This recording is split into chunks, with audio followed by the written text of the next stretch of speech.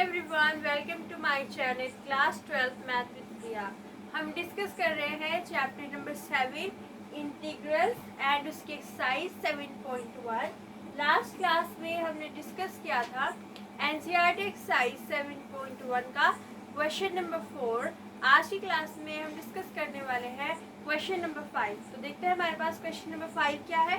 Question हमसे कह रहा है फाइंड एन एंटी डेरिवेटिव और integral of the following functions by the method of inspection. तो हमें क्या करना है, एंटी डेरिवेटिव फाइंड करना है। एंटी का मतलब क्या होता है, उल्टा। एंड डेरिवेटिव का मतलब क्या होता है, डिफरेंशिएशन, जिसको हम इंटीग्रल भी बोलते हैं, क्योंकि जो डिफरेंशिएशन है वो इंटीग्रल का क्या होता है, उल्टा होता है। हमें फंक्शंस का इंटीग्रल फाइंड करना है by the method of inspection से। तो हमें जो मेथड यूज़ करना है क्वेश्चन को सॉल्व करने के लिए वो इंस्पेक्शन मेथड है, जो कि हमने डिस्कस किया हुआ है। तो एक बार रिकॉल करते हैं कि हमारे पास इंस्पेक्शन मेथड क्या होता है।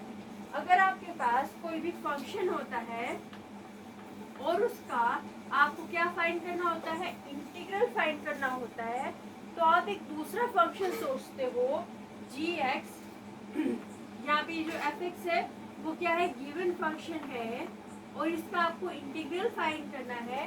तो आप एक फंक्शन जी एक्स सोचते हो जिसका डिफरेंशिएशन करने पे आपको क्या मिलता है, एफ एक्स मिलता है। तो आपको जी एक्स फंक्शन चूज करना है जिसका डिफरेंशिएशन करने पे आपको एफ एक्स फंक्शन मिल जाए। अब जितने भी क्वेश्चन हमने देखे थे क्वेश्चन नंबर 4 तक, उन क्वेश्चन में हमें एक सिंगल फंक्शन गिवन होता था, बट यहाँ पे हमें क्या गिवन है, यहाँ पे हमें दो फंक्शन गिवन है, sin 2x एंड 4e3x। तो हम क्या करेंगे, पहले इंटीग्रेशन को सेपरेट कर लेंगे क्योंकि हमें इसका इंटीग्रेशन फाइंड करना है और फिर क्या करेंगे, अलग अलग फंक्शंस का इंटीग्रेशन जो है वो फाइंड कर लेंगे इंस्पेक्शन मेथड से। तो हम यहाँ पे क्या लिखेंगे, हम यहाँ पे लिख देंगे, ये हो जाएगा हमारे पास, अगर हम इसका इंटीग्रेशन फाइंड करना चाहते हैं तो हम इस इंटीग्रेशन की साइन को सेपरेट कर लेंगे।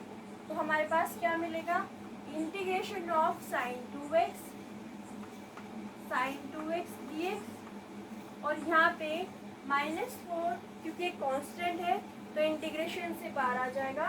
तो ये हो जाएगा हमारे पास -4 इंटीग्रेशन ऑफ e⁻3x dx। तो हमने इसको मान लिया इक्वेशन नंबर 1।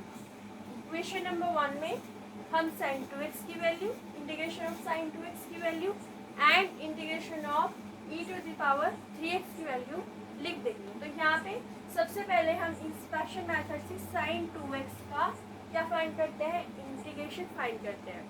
तो आपको एक ऐसा फंक्शन सोचना है, अगर हम उसका डिफरेंशिएशन कर दें तो हमारे पास sin 2x आ जाए।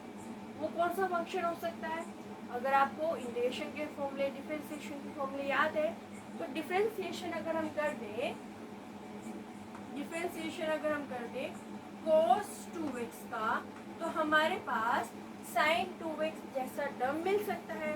डिफरेंशिएशन ऑफ cos x क्या होता है, अगर हम बात करें डिफरेंशिएशन ऑफ cos 2x की, तो cos x की अगर हम बात करें स्टार्टिंग में, तो वो क्या होता है, माइनस का sin x होता है। ठीक है, डिफरेंशिएशन ऑफ cos x क्या होता है, माइनस का sin x होता है। यहाँ पे x की जगह पे हमें क्या गिवन है, 2x गिवन है, तो हम डिफरेंशिएशन ऑफ 2x निकाल के मल्टीप्लाई कर देंगे। तो हम यहाँ पे लिखेंगे कि इसका डिफरेंशिएशन किसके इक्वल होगा, माइनस sin 2x के इक्वल होगा, और x की जगह पे क्या आ रहा है, 2x आ रहा है, तो इसका डिफरेंशिएशन निकाल के हम क्या कर देंगे, मल्टीप्लाई कर देंगे। डिफरेंशिएशन ऑफ 2x क्या होता है, तो एक कांस्टेंट है मतलब बाहर आ जाएगा, एंड डिफरेंशिएशन ऑफ किसका होगा, x का होगा। तो हमारे पास आ जाएगा 2 इंटू डिफरेंशिएशन ऑफ x क्या होता है, 1, यानी कि हमारे पास आया 2, जिसको हम यहाँ पे मल्टीप्लाई कर देंगे। ठीक है, सिंपल है। हमने इसका डिफरेंशिएशन फाइंड किया और हमको दिख रहा है कि यहाँ पे ऐसा टर्म मिल रहा है। अब इंटीग्रेशन तो हमें sin 2x का फाइंड करना है, तो जो -2 है इसको हम लेफ्ट हैंड साइड में ले जाएंगे, तो हमारे पास क्या मिलेगा, ये हो जाएगा हमारे पास sin 2x, और हम इसको लेफ्ट हैंड साइड में ले जाएंगे तो ये हो जाएगा -1/2 डिफरेंशिएशन ऑफ cos 2x। हमने -2 को लेफ्ट हैंड साइड में पुट कर दिया। अब यहाँ पे एक और प्रॉपर्टी है कि जो कांस्टेंट नंबर्स होते हैं वो क्या होते हैं, डिफरेंशिएशन से बाहर भी जा सकते हैं, अंदर भी आ सकते हैं। ठीक है, अगर आपको डिफरेंशिएशन फाइंड करना होता, किसका फाइंड करना होता, -1/2 cos 2x का, तो यहाँ पे क्या आता, -1/2, क्योंकि कांस्टेंट तो बाहर आ जाता और हमारे पास डिफरेंशिएशन करना होता cos 2x का। तो यहाँ पे ये अगर बाहर लिखा हुआ है तो ये अंदर भी हम लिख सकते हैं कि दोनों टर्म एक दूसरे के इक्वल है। तो हम क्या करेंगे, -1/2 को डिफरेंशिएशन के अंदर ले जाएंगे, तो हमारे पास क्या मिलेगा, हमारे पास मिलेगा डिफरेंशिएशन ऑफ -1/2 cos 2x इसके इक्वल चल रहा है, sin 2x के इक्वल चल रहा है। अब इंटीग्रेशन एंड डिफरेंशिएशन एक दूसरे के इन्वर्स प्रोसेस होते हैं। अगर किसी टर्म का डिफरेंशिएशन करने पे आपको कोई दूसरा टर्म मिल रहा है तो दूसरे टर्म का इंटीग्रेशन करने पे आपको पहला टर्म मिल जाएगा। ओके, क्या होता है, अगर पहले टर्म का डिफरेंशिएशन करने पे दूसरा टर्म मिलता है तो दूसरे टर्म का इंटीग्रेशन करने पे आपको पहला टर्म मिल जाएगा।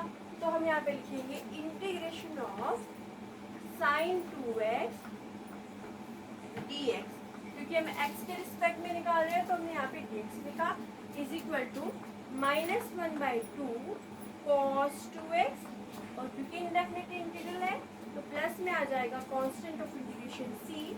सो ये हमारे पास इसका इंटीग्रेशन का फॉर्मूला मिला। ओके, यहाँ पे हमने किस तरीके से किया, इसका डिफरेंशिएशन किया तो हमारे पास ये मिला, और इसको हमने लेफ्ट हैंड साइड में पुट किया और फिर इसको अंदर ले गए और इसका इंटीग्रेशन किसके इक्वल हो गया, हमारे पास -1/2 cos 2x plus c। But यहाँ पे e की पावर 3x भी लिख रहा है, तो चलिए अब e की पावर 3x का निकालते हैं, तो हम इसको रब कर देते हैं।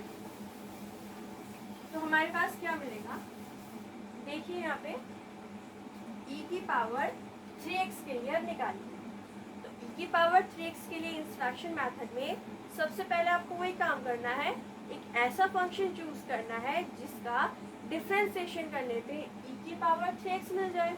तो कौन सा फंक्शन हो सकता है, e की पावर 3x हो सकता है। तो देखिए यहाँ पे डिफरेंशिएशन ऑफ e की पावर 3x अगर हम फाइंड करें तो आपको पता है कि e की पावर x का डिफरेंशिएशन e की पावर x ही होता है, बट यहाँ पे x की जगह पे 3x आ रहा है तो हम चेन रूल लगाएंगे।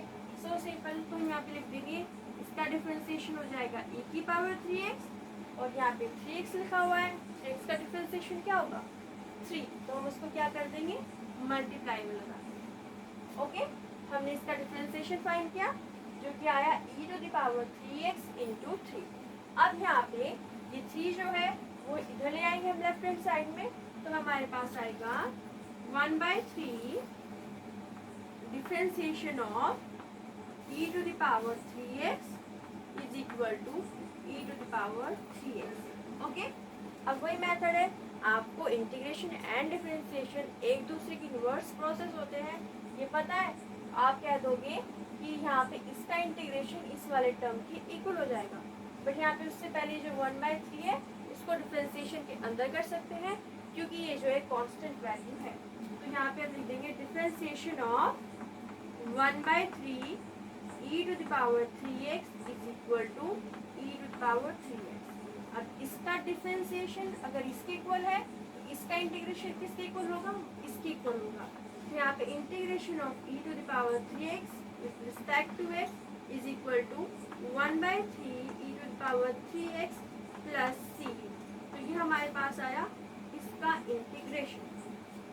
ओके, तो हमने यहाँ पे इस वाले इक्वेशन में इसका इंटीग्रेशन एंड इसका इंटीग्रेशन फाइंड कर लिया है।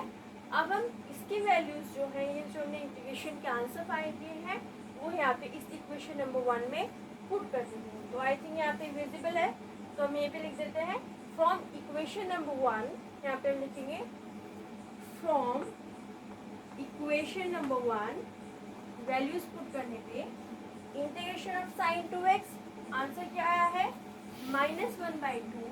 तो यहाँ पे एक बार इसको लिख लेते हैं, integration of sin 2x dx minus 4 integration of e to the power 3x dx is equal to, ये वैल्यू कितनी आई है, यहाँ पे लिखेंगे -1/2 cos 2x, और फिर c जो है हम लास्ट में लगाएंगे क्योंकि यहाँ पे दो फंक्शन है तो c लास्ट में लगाएंगे।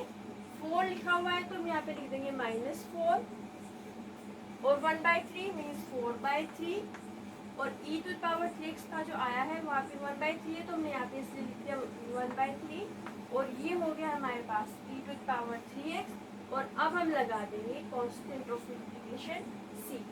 इंटीग्रेशन ऑफ साइन 2x कितना हो गया हमारे पास -1/2 cos 2x, और फिर हमने -4 लिखा हुआ था, इंटीग्रेशन ऑफ 3x की वैल्यू पुट की 1/3 e to the power 3x plus c। तो ये हमारे पास इसका आंसर। इस तरीके से हमने फाइंड किया, पहले इस टर्म का फिर इस टर्म का, और फिर इक्वेशन नंबर 1 में वैल्यूज पुट की और सॉल्व किया। तो ये है हमारे पास क्वेश्चन नंबर 5। नेक्स्ट क्लास में हम डिस्कस करेंगे question number 6। Thank you so much for watching. अगर आपको ये वीडियो अच्छी लगी है तो लाइक कीजिए, फ्रेंड के साथ शेयर कीजिए। Thank you so much for watching.